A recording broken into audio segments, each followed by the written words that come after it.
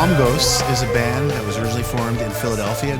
I moved to Nashville in 2014 and met Ben. And Palm Ghosts was a studio project where I basically learned how to record and would sketch song ideas. And then Ben joined the sketching of song ideas when I moved here about 2014. And we recorded a record called Greenland, which is like a long record of just outtakes of stuff that we were just recording over the first 2 years living here. Palm Ghost as a band started in 2018 when I decided that we should try to do some of the music that I grew up with, new wave music and post-punk, early stuff like that, and got Ben involved because we were collaborating on a lot of his projects and stuff that I was doing. And we started writing as a unit around then and recorded a record called Architecture, which had female drummer, Renee, and Erica, female vocalists that we would sing dual leads, unison leads, vocals. And we did that for about a year and a half. Then the pandemic hit. Jason Springman is another guy who had just moved here from Arkansas, joined the band. Pandemic hit. We started recording songs and working with Walt, who I used to play with since I've been 17 years old, who lived in Philadelphia. He started shipping in drums parts. I would formulate them in the songs. We'd pass them around to Ben. Ben would write lyrics and parts. Jason would write his guitar parts. And then Lifeboat Candidate was that record. So we didn't see each other at all for that year and a half and recorded that record. And then when we got back together again, we started touring. Jason left the band because touring was too much for him and his job. So then it became a three-piece, and that's currently where we are now. And we just constantly write and record music as a three-piece.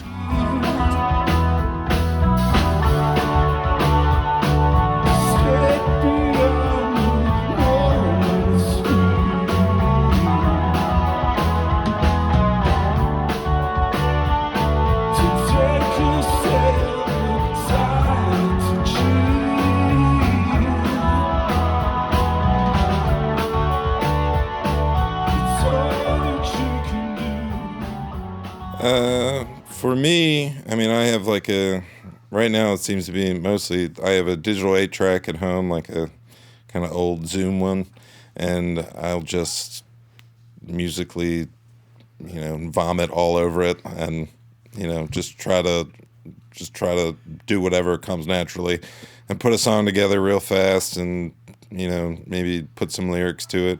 I'll send it to Joe, and then he'll just like recreate it in the studio, make it sound good.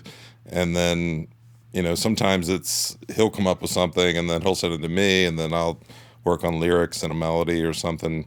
So we all kind of like, we all have the ability to kind of start the song off, which is cool.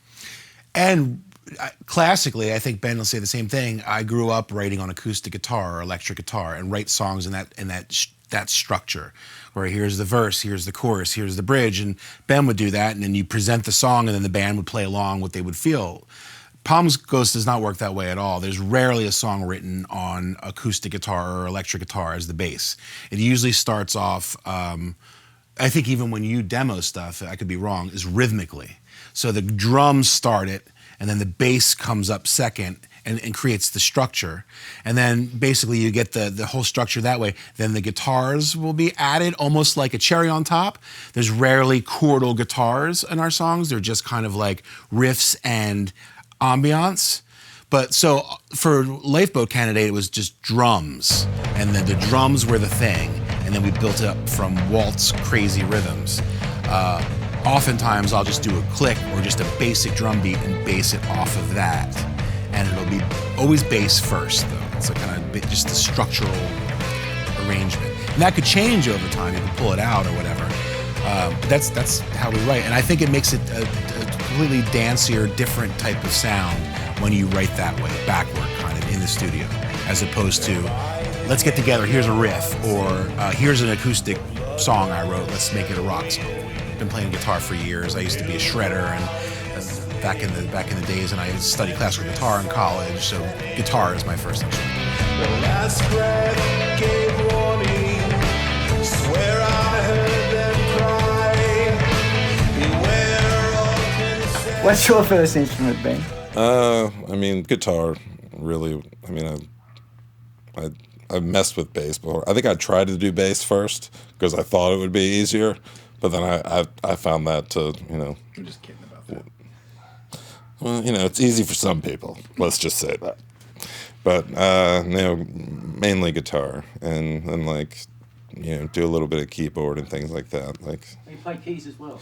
yeah. I mean, I grew up having a piano at the house. Like my mom had one, and so I'd mess around with that. And then, like when I'd have to be at church because my dad was a pastor, so I'd have to wait for him to leave every day. So I'd end up like sitting at the piano, messing with it a lot there. So trying to, you know, I wouldn't call myself a pianist in any form of the word, but I know enough to get by with what I do.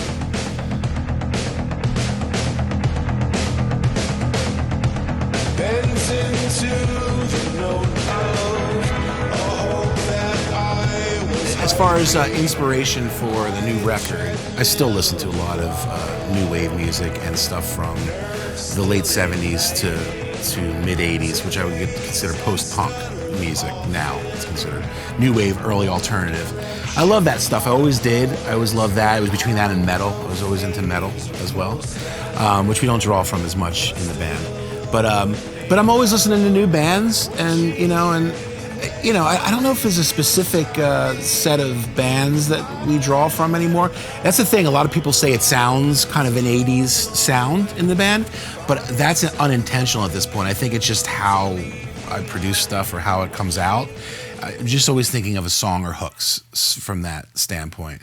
I mean, you listen to Ben. I mean, I don't want to speak for him, but a lot of '90s stuff. Yeah, yeah. I mean, I try to check out some new stuff too. Like a lot of it for me is just digging into a lot of that '80s music that I didn't really know about before. So he kind of introduced me to a lot of bands. Like there were times like early on, he'd be like, you know, I've been thinking about this song, and you know, I like the vibe for this, and you know, listen to this and check this out, and you know, then we'll kind of write something inspired by, you know, a certain type of tune or something. With the new album, I don't know, I don't see that as much. Like I think we're just kind of getting in a groove to where we're kind of on autopilot with some things. So it's like we just kind of, you know, it's definitely a little more driving. Like somebody said, what did John said? It was like the caffeinated album or something.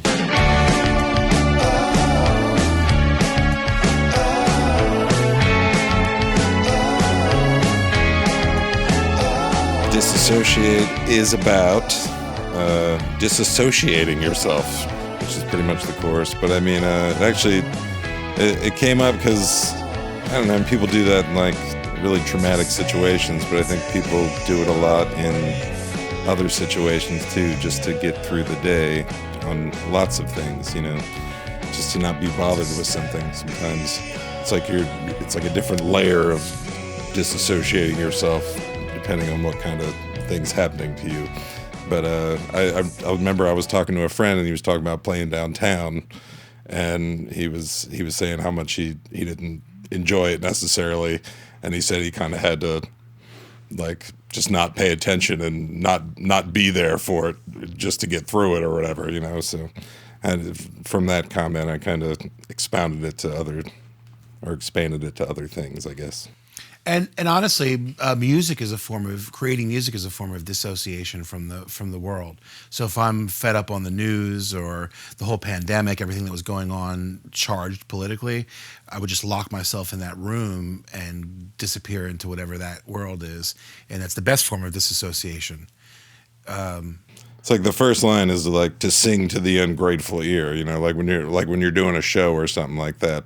You know, yeah, in my mind, yeah, I have to kind of go somewhere else because, you know, if there's like two people there and they don't look like they're paying attention, or, you know, if it's that kind of show, sometimes you got to put yourself in another place to really get lost and enjoy it or whatever. And that specific song too has a very, I think, like an 80s pop quality. Like that could be on like a Culture Club record or something. Like I just love that kind of almost Motown-y, drivey dance part with this whole idea of disassociating yourself from life. Yeah. Yeah.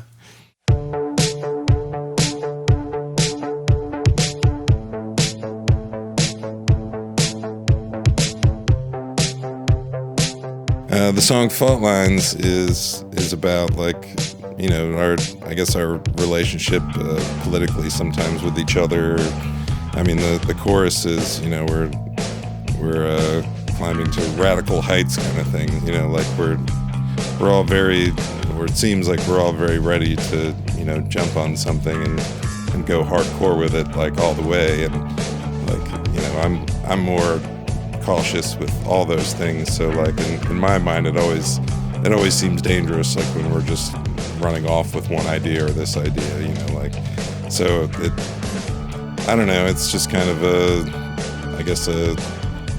it takes some positive phrases like keep your head up and things like that to maybe a darker level, to where it's like just keep your head up because you don't want to see where, you know, what you've just went past, you know, like what's behind you. You don't want to look at that, you know, you're moving on. This is progress kind of thing.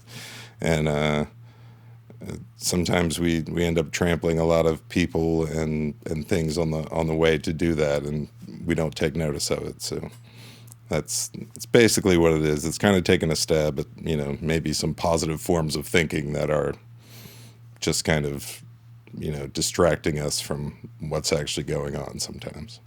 So Ben likes to layer lots of things when he records demos. Sometimes I'll use like one idea from that and change it. Sometimes I'll use multiple ideas. Sometimes I'll use none of the ideas and redo it. But I don't know. I feel like for me, it's not like relating to the lyric necessarily musically. I think it's just like the vibe that I feel from that song. I'll just kind of roll with it. It's almost like a subconscious thing, like production wise, like this song sounds like it layers in different ways, or how it, I always think of things in a pop format. So if I take a song and I build it from top to bottom, I want things to come in, I want things to come out, I want there to be like earphone, you know, things, headphone ideas. I don't want it to be boring, so I want it to constantly develop, break, strip away, come back, and like, so that it doesn't just be, it's not just one thing through the whole song. So maybe subconsciously I'll hear some of the ideas, like in Lifeboat Candidate especially, was just politically charged, and a lot of it was like, I'll take things and it's a darker record because of the ideas I feel like were way darker. Does that make sense? Disassociate, you know, or a song like that, or Fault Lines, I feel like the melodies are very poppy, so I could kind of create that, make it poppy, even if you're saying something that's not necessarily, you know, happy. Which is kind of a thing with Palmghost. It's a yin yang. Well, a lot of times we'll get the duality. music first, and then, you know, whatever I write it about. It's not always like, well, what is this song telling me to write about? Sometimes I'm just literally just smushing something on there, and sometimes like that's, you know, the juxtaposition of it is strange. That's why I kind of like how things turn out sometimes. And I think the other thing too is like we hear so much music that's so same. Not that, you know, we're like some extraordinary thing, but like so much music, pop music sounds just so similar. Rock music, pop music is very, very similar, that we try to do something that isn't what you'd hear melodically on the radio or out there currently. We try to do stuff that maybe it's 80s tinged or 90s tinged, but that's never the intention. It's to do something that you don't hear all the time, like the same riffs, the same melodies, the same layering of background vocals to sound like some epic, you know, commercial. You know what I mean? So like I think we try to do things that are opposite of what we hear all the time, because if not, it would be boring to listen to our own music, and I want our own music to take us by surprise when we listen to it. Maybe you hear it a lot and you get tired of the sound, you're like, oh, I know what this sounds like, but you could see somebody else maybe reacting to it, or we can come back a year later and go, oh, that was kind of cool that we did that. How did we do that again?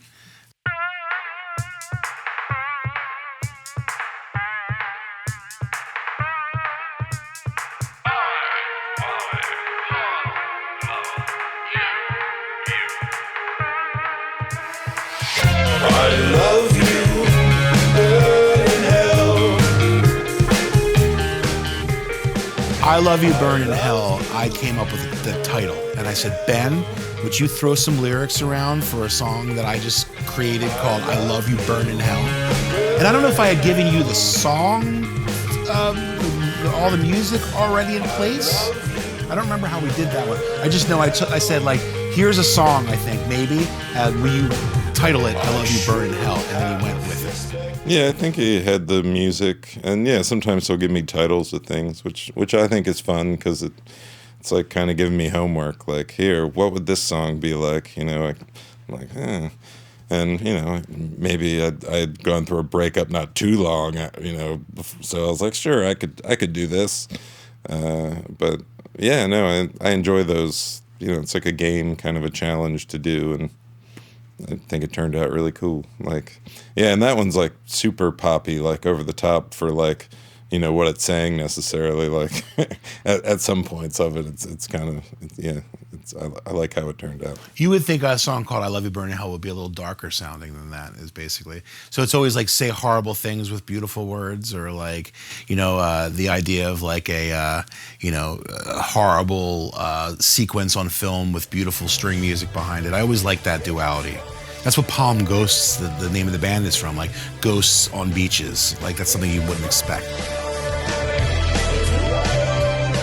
I don't know. I mean, when I'm writing lyrics, like, I mean, part of it is finding what fits. I mean, sometimes I'm really trying to smush something on top of something else, and I'll have to break it up weird. But yeah, I mean, a lot of times it's, you know, it happens pretty fast. Like, I'll be at home, I'll be listening to the music, and then I'll maybe come up with a melody or maybe a phrase that I like yelling over it. It's always much scarier when I deliver it to Joe, just, yeah, because I'm doing like lots of vocals and probably sound like Peter Murphy, like, you know, doubled over, like sick or something. But it's yeah, I mean, it's kind of stream of consciousness sometimes with me. Like I'm not always completely sold on what's happening sometimes. Like, I just know the words fit sometimes, and I try to, and I'll make sense of it from there, like maybe at the start of it, and then I'll just kind of keep going with that theme. But yeah, I don't know. I mean, I'm just as interested in how words sound together as I am like trying to have a completely cohesive thought. Like, I'm not really interested in like telling a really straight story to somebody. Like, I mean, I find it more interesting like when you are presented with something, and then even I have to look back and maybe, what was I saying there? Like, there's something dark about me, or, you know, maybe there's something going on at the moment. And I think that works too, because we have people come to us and say, oh, that song really meant a lot to me when you were saying in that part, or that song lyrically, and that's their interpretation of what he was thinking. It might not even be what his thought was. My lyrics, when I do lyrics for the band, you can always tell, because they're much more like, I write lyrics in a cinematic way. Like, the sun was shining in this window, this person is here. It's all very cinematic and visual. That's what I like to do, almost always, which is cool. It's very different, you know what I mean? But I'm definitely not as prolific. I rarely write. I used to write lyrics all the time, but I find myself taking forever to do that and staring out windows. And my interest is more like to put the whole thing together into a song. I mean, recommend it if you like. We always get a lot of the same bands from people that they've said. They always say The Cure. You can hear a bit of that. Echo and the Bunnymen. U2 every now and again. We get a U2, which I have no problems with at all, especially early U2 I love. We'll hear like Psychedelic Furs sometimes. God, we hear some strange stuff. You know, sometimes Peter Gabriel, but I think that's just because we're feeding it toward them. That's one of my all-time favorites, and he's the king of cinematic music to me in a way. And but we have heard a few times that this song kind of has that sound. You know, it's weird. It's like it's got a little bit of gothiness to it, but it's also got a little bit of just poppy new wave that a lot of people I don't think touch on as much anymore. We hear Joy Division, we hear New Order, you know, we hear all those 80s bands. But like I said, that's a lot of like the stuff I grew up with and like a lot. You know, Walt, the drummer, is jazz and Radiohead and stuff, and adds that kind of, you know, off-kilter, jazzy, tribal drumming. And Ben grew up on like, you know, Lemonheads, or like Sunny Day Real Estate, or like Elvis Costello or Elliott Smith. So I think it all merges together into that. But we never hear recommended if you like, you know, from those 90s. maybe some shoegaze stuff we'll get every now and again, like a My Bloody Valentine. Yeah, as far as the videos for the songs,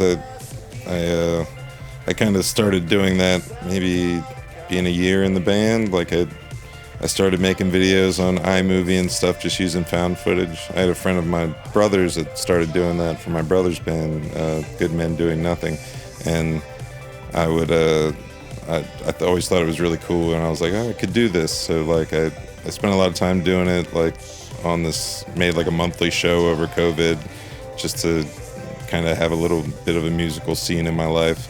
It was called Swill TV, and I did that for a while, and then like soon I started getting better at it and quicker, so I started just making them for, you know, all the Palm Ghost releases. It's also a good way, I think, of like releasing stuff on YouTube that's different than you release on other things. So you have your streaming releases and you have your actual physical releases. This is a way for us to do something completely different for YouTube, where you don't just have a static record cover. Sometimes we'll do like have someone do a narrative video. Like almost every record, there's like one or two narrative videos that go with a song that some filmmaker will do for us, which is nice. And then the rest of them will fill in with visual stuff that Ben does that has the vibe of the song, but it's some way for people to watch it where they're just not looking at some stock cinematic footage with lyrics that people often do, or things that you've seen a million times. At least this, I feel like it's like you can look into the textures and you can, like his lyrics, you can pull out your own. It's like a Rorschach pattern. Everything we do is like a Rorschach pattern. However you're feeling, you'll get out of that visual manifestation of the music as well. I looked at the Drag video, and it reminded me of when you wake up at night and then you try to go back to sleep, your brain just keeps showing you.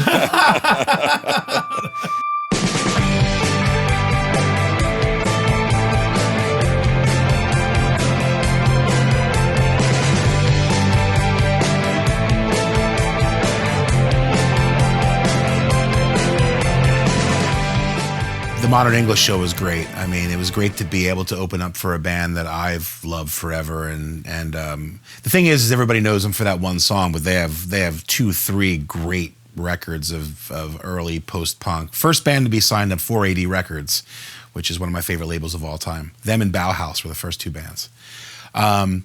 They're down to earth guys. We met them. They were super nice. The bass player we talked to mostly, and it was just about other bass players and guitar players and bands that we like. Just like a friend that shares similar musical interests. I thought that was cool. We were talking about like Teardrop Explodes and how like we reminded them of that band, and I love Julian Cope and talking about that and talking about Tony Levin on the bass and then them live is just great. I mean, just powerhouse, like filled the room. Flangers going across the stage, and just it was just great. I just figure like it makes me happy because those guys are, I don't know, 60s, you know, probably somewhere in there. And they still rock and make really interesting music. You know, it's funny because everybody's in the audience, most of them are like, play Melt With You, you know, which I guess is the curse of a band like that has such a hugely popular song that, you know, that everybody wants that one song and they wait for it. But if you sat there and listened to all the songs, they're just great. So I feel like we've got a bit of a kinship with their sound because like I always loved their early records, and I feel like that's a little bit of our sound. Maybe a lot of our sound could be heard from those records. It kind of inspired me a lot.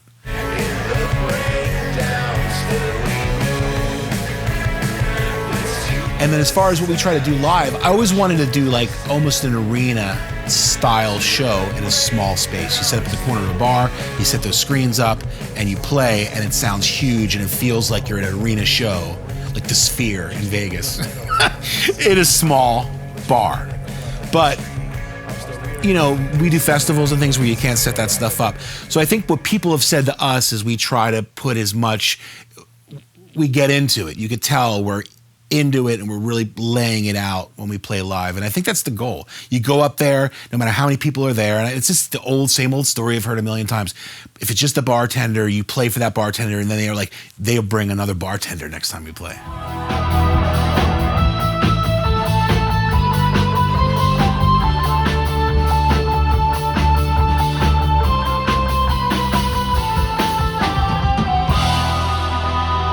So you always play for people. You play for yourself and you play for people, and you don't ever act like, oh, I don't want to be here. You should always have the feeling in your stomach before you play, or else I think you're losing the. Like if you think, oh, it's just another gig, I think you should stop. Because you have to have that energy in your stomach and that nervousness and that wanting to like lay it on the line, or else you're really not doing it for real in a lot of ways. If you're not sweating through your shirt, by the third song, then you're not doing it right, I don't think. Yeah, me and Ben at the end of our shows, we'll maybe we just have hypertension. We must. But like after the show, we'll like be sweating and out of breath, and we'll be like, "Oh, good show, good show." You know what I mean? It's tough sometimes, but that's the way to do it. That's great. I've seen your shows, and you are absolutely right. You Thanks. guys, you don't want to give yourselves a hug after that. It's pretty sweaty. I bring an extra shirt, pal. He does. So the amps we play on stage, we'll do like a Roland Jazz Chorus 40. It's just the smaller version of the JC 100. Basic pedal board. With some like gain staging, overdrive. There's a clon. There's a tremolo. Bass, I just play. I like G&L. We both play G&L guitars. I just love G&L stuff. It's just like it's like cheaper than Fender's top end stuff, but just feels better and is better made in my opinion. Lighter. Super light. So I play a Kiloton, a G&L Kiloton bass. And I play it through this guy here, this dark glass cabinet, and an Aguilar Tonehammer 500. This whole setup is like 8 pounds. I could pick it up with my pinky. And a bass rig that's that light, that sounds that good, perfect for me. And Walt plays Mapex drums and Dream cymbals, I think. I'm not quite sure. I think they're called Dream. They're nice dark cymbals. They're and I think he uses a crash ride, so he doesn't use his own crash. It's just a crash and a ride in one cymbal. Keep it nice and simple. And then we have some samples on an SBD SX that's triggered when we play for like synth parts, strictly synth parts. Nothing else is on tracks. So we try to keep it as live as possible. So if we mess up, you can hear it. What about guitar, Ben? I got a G&L. It's Jason Springman got it for me for my birthday. He used to be in the band. It's a Fallout, I think it's called.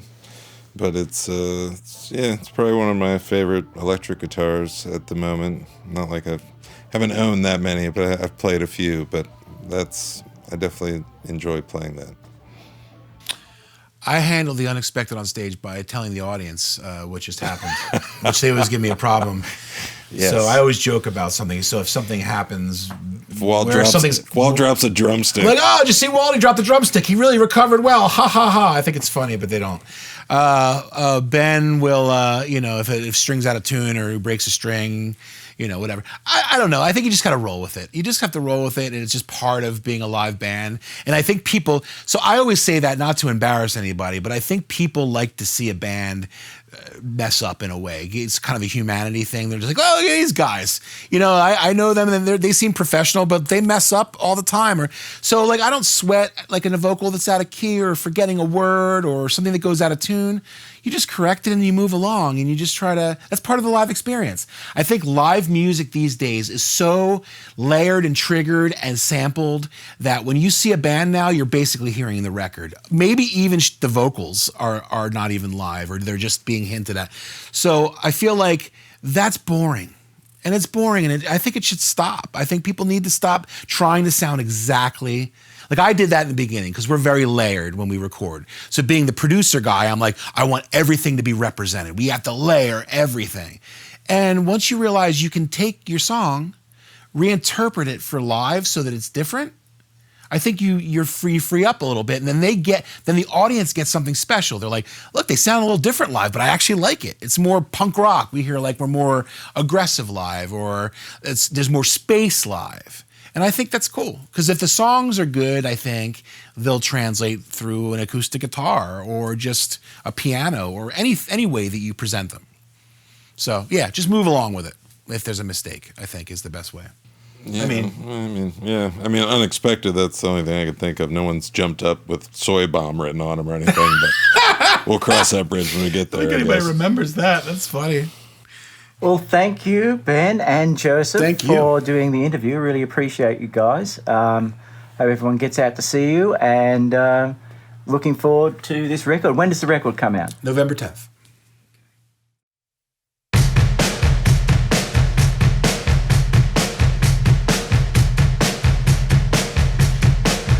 I'm at the root of it, pulling my mind and grip ashore.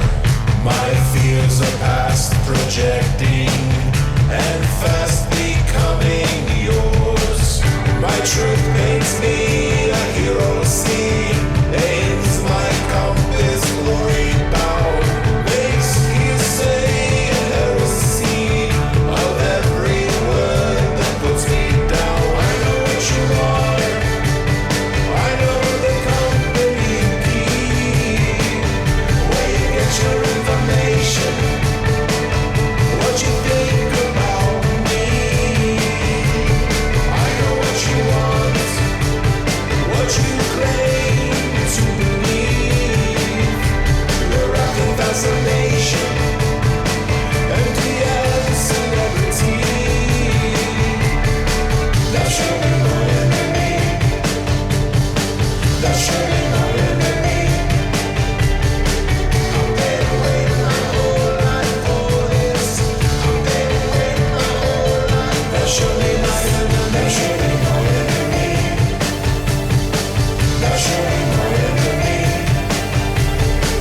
I've been waiting my whole life for this. I've been waiting my whole life. That should